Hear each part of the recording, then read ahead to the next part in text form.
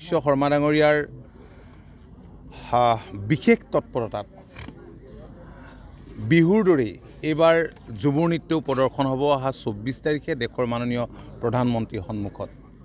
ৰাজ্যখনৰ প্ৰান্তে প্ৰান্তে বিশেষকৈ উজনি আৰু অসমৰ উত্তৰ পাৰত এনেধৰণৰ ৰিহাৰ্চেলবিলাক চলি আছে। আপোনালোকে সকলোৱে দেখিছে যে ইয়াত প্ৰায় 500 গৰাকী তেনেধৰণৰ মানে ঝুমুৰত অংশ ল'বলৈ আশা কৰা 500 গৰাকী ৰিহাৰ্চেল ইয়াত কৰিছিল। তাৰ ভিতৰতে 104 গৰাকী ছোৱালী নৃত্যৰ বাবে আৰু মাদল মানে ঢোল বাঁহী তাল এইবিলাক বজোৱা তেনেধৰণে 41 গৰাকী আছে।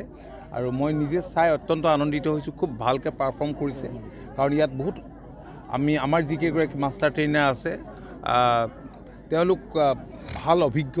নুনু সিং কৰ্মকাৰৰ দৰে অনাতাঁৰ শিল্পীও আছে, ভাল শিল্পী আছে, বহুতখিনি আছে ইয়াত তেনেকুৱা। গতিকে ভাল ধৰণে প্ৰেক্টিচ হৈছে ইয়াত।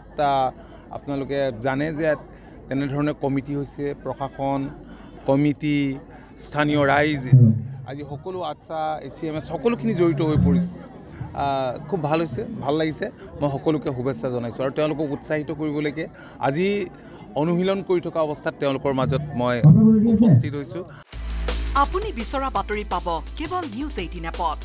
নিউজ 18 এপ ডাউনলোড কৰিবলৈ স্কেন কৰক এই QR কোড। গুগল প্লে ষ্টৰতো পাব এই নিউজ 18 এপ।